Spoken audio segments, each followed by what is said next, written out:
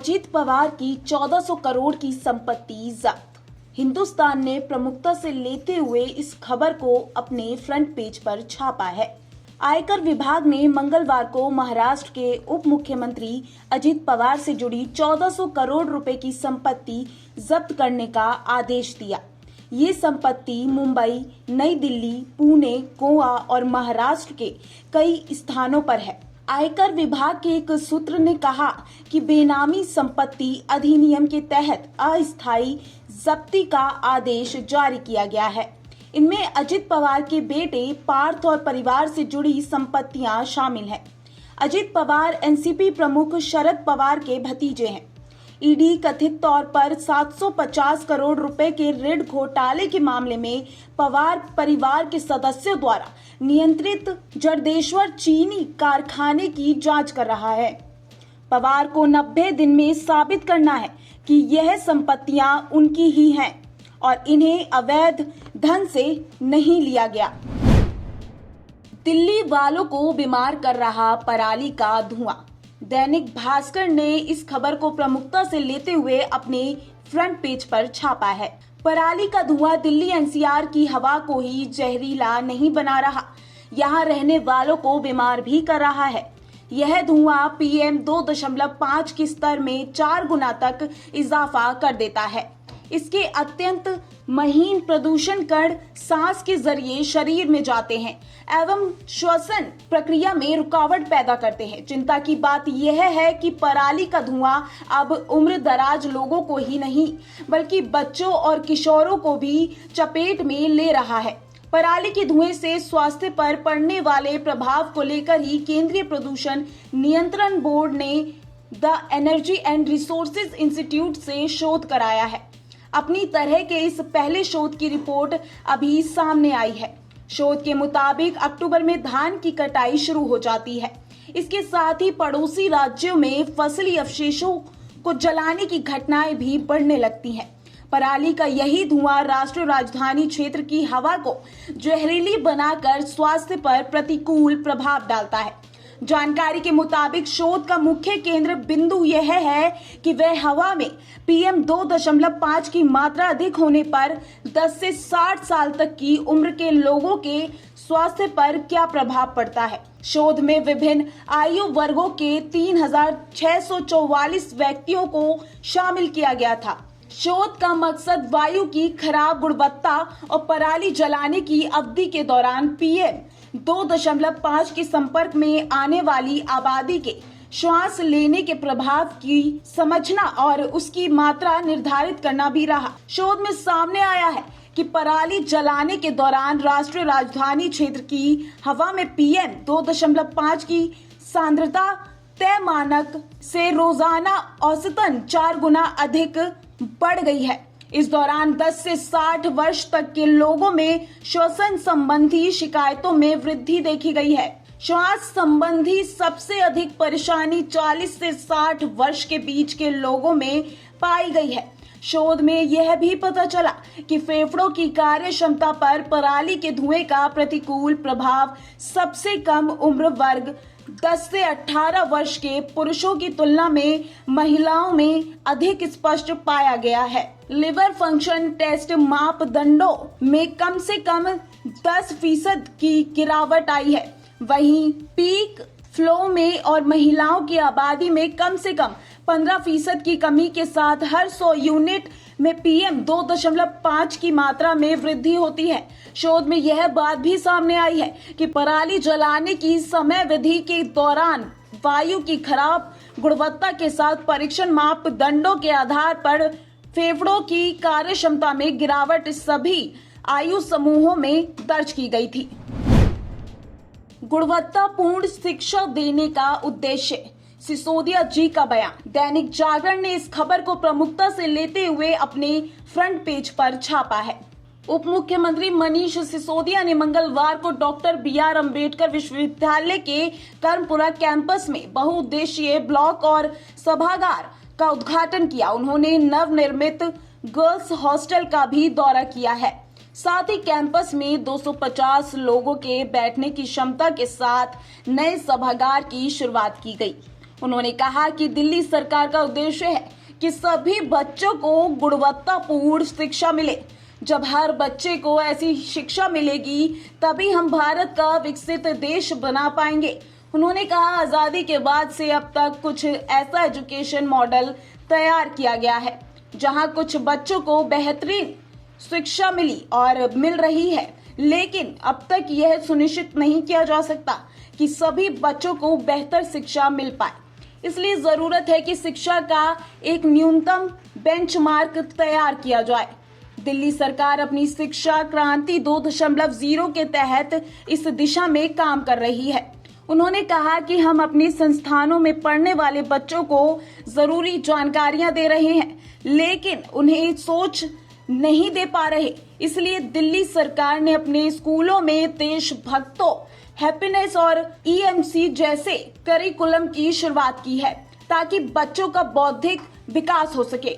उन्होंने कहा कि देश की राजधानी होने के नाते दिल्ली की जिम्मेदारी है कि हम न केवल दिल्ली बल्कि देश के किसी भी राज्य में रहने वाले बच्चों को बेहतर शिक्षा पाने के सपने को पूरा करें। अंबेडकर विवि की कुलपति अनु सिंह लाठे ने विश्वविद्यालय द्वारा गांव को गोद लेने के कार्यक्रम के बारे में बताया। दिल्ली विश्वविद्यालय के कुलपति प्रोफेसर योगेश सिंह ने कहा कि दिल्ली में अब शिक्षा की मुख्य विशेषता उसकी गुणवत्ता है।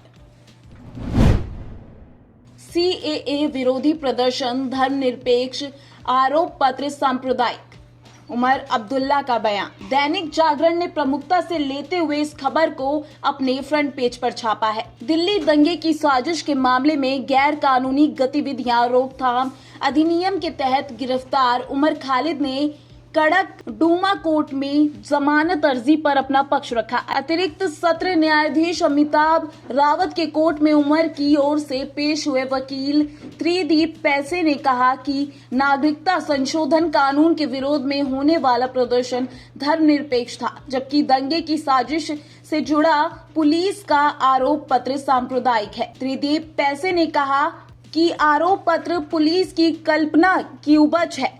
उन्होंने मामले की जांच अधिकारी को पटकथा लेखक बता दिया। आरोप लगाया कि अधिकारी ने आरोप पत्र नहीं उपन्यास लिख दिया है। अस्पतालों में अलर्ट, आरक्षित हुए बेड। दैनिक जागरण ने इस खबर को प्रमुखता से लेते हुए अपने फ्रंट पेज पर छापा है। दीपावली पर पटाखा जलाने पर प्रतिबंध है, इसलिए पटाखों से झुलसने की घटनाएं होने की आशंका भी कम है। फिर भी सफदरजंग, RML और लोकनायक अस्पताल के बर्न वार्ड में अलर्ट रखा गया है। साथ ही इन अस्पतालों में दीपावली के दिन झुलसे लोगों के इलाज के लिए विशेष व्यवस्था की गई है। इसके तहत अस्पतालों के बर्न वार्ड में बेड आरक्षित किए गए। सफदरजंग अस्पताल के बर्न विभाग के विभाग अध्यक्ष डॉक्टर सलभ कुमार ने कहा कि बुधवार से ही 3 दिन तक विभाग के सभी कर्मचारी ड्यूटी पर रहेंगे, इसलिए बर्न वार्ड में अतिरिक्त डॉक्टर और कर्मचारी तैनात रहेंगे। पटाखों या दिए से झुलसकर इलाज के लिए पहुंचने वालों को सुविधा के लिए 4 से 5 अतिरिक्त काउंटर की व्यवस्था की गई। ज्यादातर पीड़ित मामूली रूप से झुलसे होते हैं।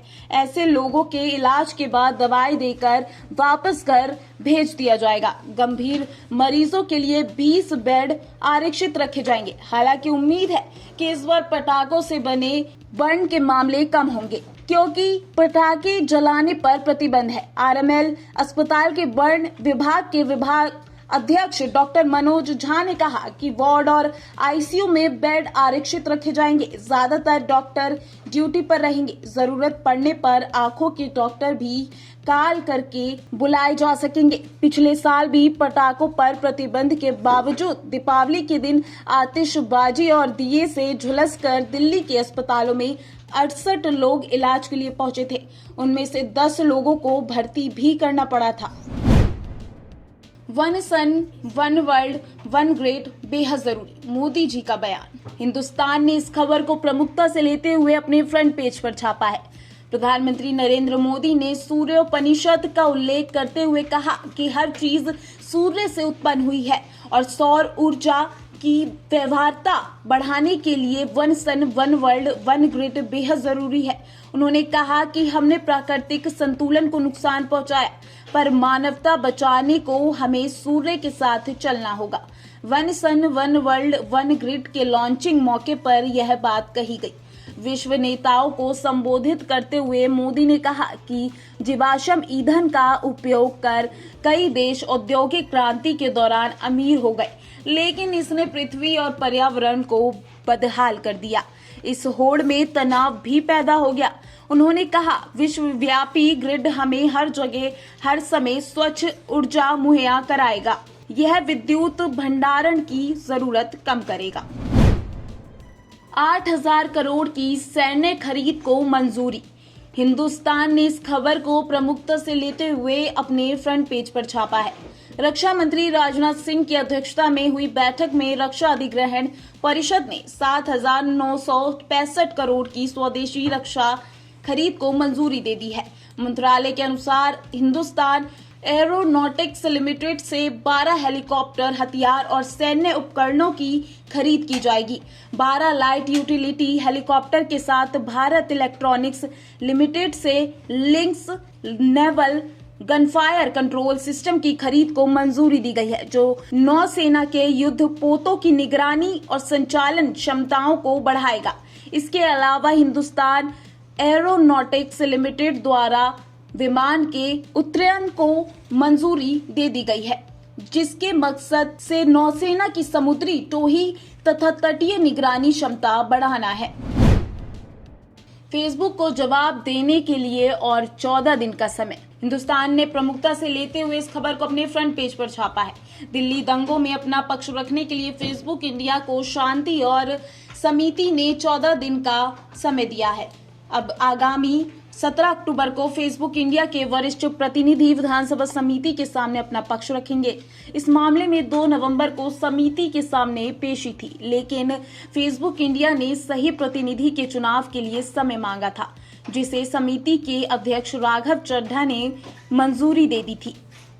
दरअसल फेसबुक इंडिया को बीते 27 अक्टूबर 2021 को विधानसभा समिति की ओर से नोटिस देकर 2 नवंबर को अपनी बात रखने के लिए पेश होने को कहा गया था। इस पर मंगलवार को फेसबुक ने शांति एवं सद्भाव समिति के सामने वरिष्ठ प्रतिनिधियों की उपलब्धता सुनिश्चित कराने के लिए 14 दिन का समय मांगा, जिससे आवश्यक जानकारी और आवश्यक डाटा समिति को दिया जा सके। इसके संबंध में फेसबुक इंडिया के सार्वजनिक नीति प्रमुख ने ईमेल के जरिए 29 अक्टूबर 2021 को अनुरोध किया था।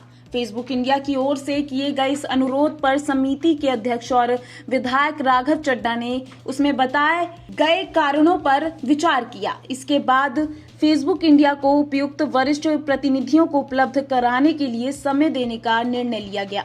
बदलते हालात में अब समिति की कार्यवाही 18 नवंबर 2021 को दोपहर 12:30 बजे की जाएगी, जिसमें फेसबुक इंडिया के जिम्मेदार अधिकारी को मौजूद रहने का निर्देश दिया गया है। कोरोना से कुम्हलाए बाजारों को धनतेरस की बूस्टर डोज। हिंदुस्तान इस खबर को प्रमुखता से लेते हुए अपने फ्रंट पेज पर छापा है। कोरोना महामारी के बाद सुस्त पड़े बाजार को धनतेरस ने बड़ा बूस्टर डोज दिया है। सोने, चांदी, उपभोक्ता टिकाऊ वस्तुएं, बर्तन, कपड़े और गाड़ियों की मांग में बढ़ोतरी दर्ज की गई है। व्यापारिक संगठन कैट के अनुसार धनतेरस के मौके पर देश भर के खुदरा बाजारों में करीब 75,000 करोड़ रुपए का कारोबार हुआ। इसमें सिर्फ 7500 करोड़ रुपए का योगदान सर्राफा बाजार ने दिया। कैट के राष्ट्रीय महामंत्री प्रवीण खंडेलवाल ने हिंदुस्तान को बताया कि लंबे समय के बाद धनतेरस ने कारोबारियों के चेहरे पर मुस्कान लौटाने का काम किया। देश भर में लगभग 15 टन सोने के आभूषणों की बिक्री हुई, जिसका मूल्य लगभग 7.5 हजार करोड़ रुपए रखा गया। रियलिटी कंपनी अंतरिक्ष इंडिया के सीएमडी राकेश यादव ने बताया कि धनतेरस के मौके पर घरों की बुकिंग में करीब 35% का उछाल देखने को मिला। खरीदारों के बीच बड़े साइज के घर पहली पसंद बन गए हैं। Federation of automobile dealer association के अध्यक्ष विकेश गुलाटी ने बताया कि चिप संकट ने ऑटो सेक्टर के लिए धनतेरस फीका कर दिया है। एसयूवी, कॉम्पैक्ट एसयूवी और लग्जरी सेगमेंट की गाड़ियों की बिक्री प्रभावित हुई है।